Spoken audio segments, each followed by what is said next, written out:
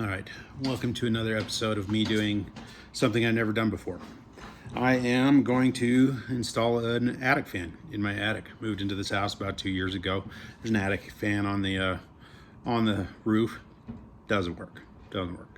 So, and the attic gets really hot, and my electric bill is astronomical. So we're going to install this attic fan. Hopefully it'll help. Now, one of the things about an attic fan, it uses power, right? So how is that saving me power? Well, I got this Remington solar attic fan. I think it's a 40-watt fan, so it should move a pretty decent amount of air, and hopefully it'll run itself most of the time. It also does have an attachment though, so it will, if the clouds are out or whatever, it will be able to run on house power if I need it. So yeah, that's that. So we're going up in the attic to inspect the fan I've got, and the fan I've got is a little bigger than this one, and whoever installed it cut out a hole much larger than it needed, and so I actually have to shore up a little bit of this for this new fan. It's a little bit smaller. It'll fit under the shingles just fine. I don't have to worry about that. But the hole, I've got literally like 3/8 of an inch to play with, so I've got to build some stuff for this to kind of sit on. So I'm doing that right now. We're going. It's wood glue is drying right now. I'll show you that later. We're gonna go up on the roof and work on taking this fan off. This is gonna be the not fun part, because you got all the sealant underneath there that you got to break off and pull this off. And in the process, I'm gonna try not to damage my roof. Wish me luck.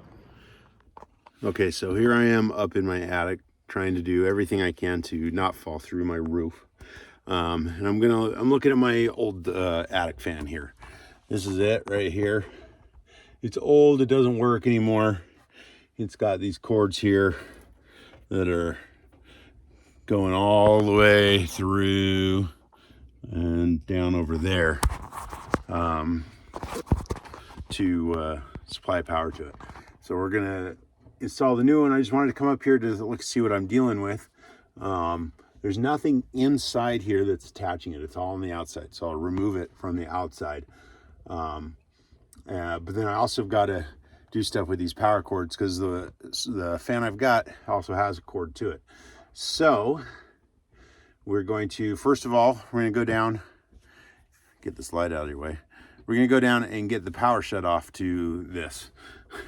I'm the only one here, and my breaker box is not labeled well. So since I'm the only one here, I'm just going to shut everything off to my whole house, so I don't have to keep coming up into my attic, seeing if it's off, go down, flip the next breaker. But if you got someone that can help you, that's the way to do it. So we'll do that, and then we'll get outside and we'll look at taking off this attic fan. It's probably not too much to it, just a couple screws and breaking through the sealant. So, but it's kind of nice to get up here and get an idea of what you're looking at and what you got in store for you. All right, here we are on my roof. Here's the big old ugly dome. This is the old attic vent. This is going to be the hard part of the project, is getting this off without destroying all the shingles. We got screws that are covered up by waterproofing stuff, and then underneath this flash should be a big ring of silicone we're gonna have to get loose.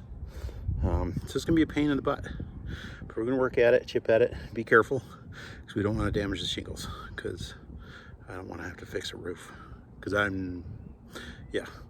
All right, so wish me luck. I'll let you know how it goes.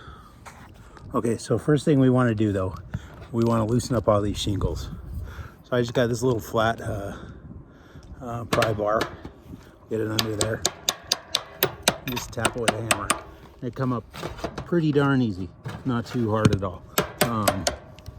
We just want to loosen those up around it. I might have gotten lucky, and these screws I think are just nails. So I'm just gonna get this up under here and see what I can do to pry them up. So we're just gonna slowly just pry each of these shingles up around it that are silicone to it, and then lift this up and pull it out.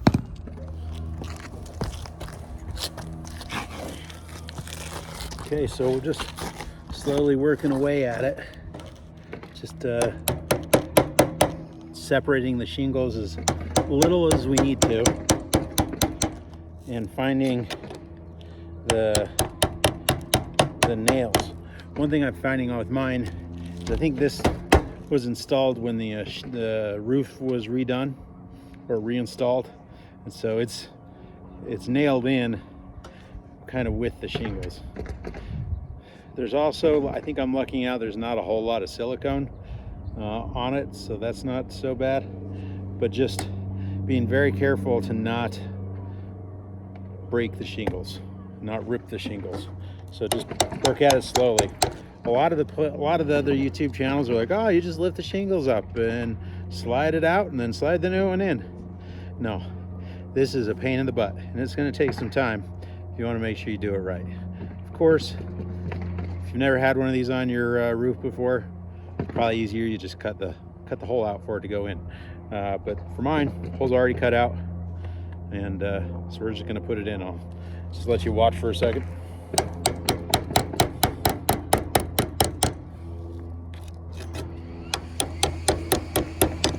Oh yeah, I also took the top off of this because it overhung like this far, so this gives me, I can see a little better.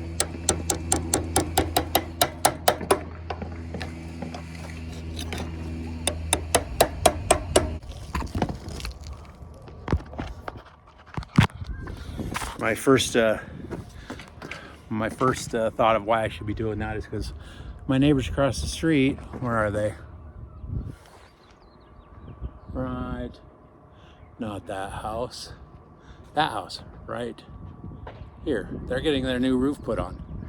And all those workers are wearing pants and long sleeve shirts instead of scratching the crap out of their arms and knees. But you know, live and learn. They're the professionals. I've thought more than once about calling them over here to come do this for me.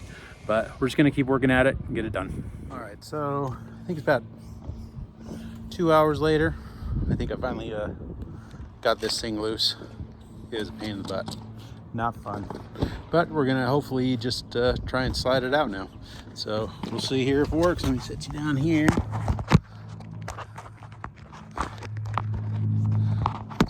Get this tilted okay. There we go.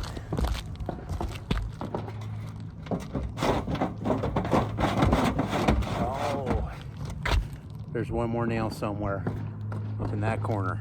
Gotta find it. Okay. Oh, that last nail was the worst of them all, but I finally got it. Looks a little different here because this last nail, it was a long nail. All the other ones have been short, like roofing nails. This one was like that long. I didn't want to come, and it couldn't get it. So I finally just started pounding on the fan to bend it out. So now, and it's out. I'll show you what we got left here. Now we got a hole into the house. So again, I think I mentioned before, the fan I've got now is a little bit smaller than this hole. They cut out way too big of a hole. They didn't need to cut this big of a hole out when they put this in. So I'm gonna have to put some bracings on the side for the new fan, and we'll get that going next. It's way too hot now.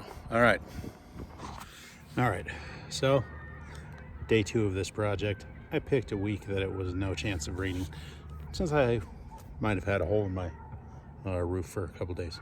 But day 2 of the project, it's not that it's, I mean, it took a long time to get that other one out. But going back in, my own personal problem, might not be yours, is the old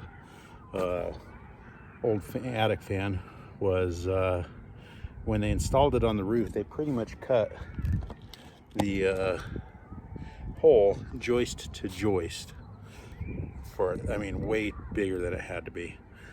And the fan was bigger too, but still, the hole was way bigger. So now I got this giant hole in my roof. So I've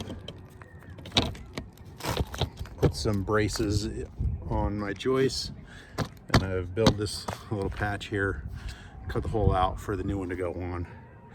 And so I'll get it on. Then I got to do some shingle work. That's going to be a whole new project that I'm not going to give advice on that. And hopefully my roof doesn't leak for the winter. But as far as the installation goes on this, is going to be pretty easy, and for most people it'll be pretty easy too. I've got my own special set of circumstances here, which you might run into your own set of circumstances, in which case the internet is your best friend. So we got this on here, we're gonna get it screwed down, and then I'll show you guys installing the new attic fan. All right, so I'm up here, I got my patch job done. I got it kind of reshingled here. Got a little bit more I still got to do with the shingles, but I'm going to slide this thing into place. So it's just going to go up and under these side shingles and up under the top, and then we'll get it tacked down. So I'll kind of put you right here so you can see what's going on.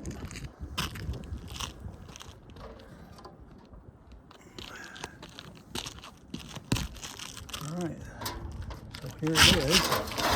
We've got these shingles that are lifted up already. Make sure it's going to tilt, and just slide it up in, just like that.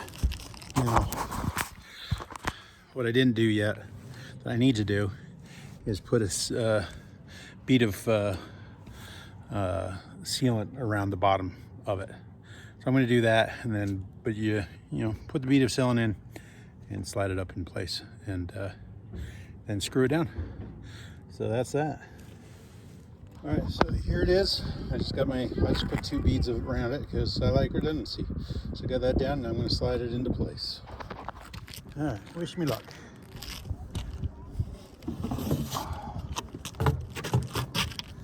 All right.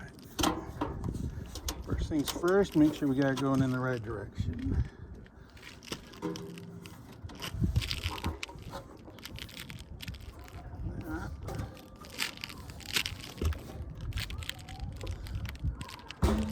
It'll be this direction. Okay. Now the trick is getting this in without killing our caulking beads. I'll keep it lifted up.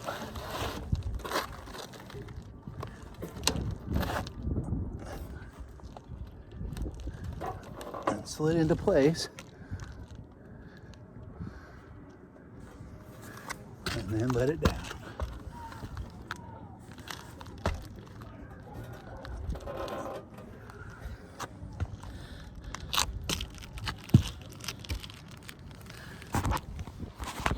There we have it. It's in place. Now I'm gonna screw it down in, and then we'll be good. We are finally done here. This was a bigger project than I hoped it to be, but we got it done. I got all these screwed on. I'm just showing you here. Putting sealant on each of the exposed screws. Just haven't done it at these two. Putting sealant on those just to make sure things don't leak. Because I get a couple feet of snow, or the inches of snow that sit on my roof in the winter. So I want to make sure stuff doesn't leak up under it. So, I mean, you can never get too crazy with the sealant, right? So this is it. Now let's hope this helps my power bill. Helps keep my attic cooler. I can already hear it running, so I'm pretty excited about that.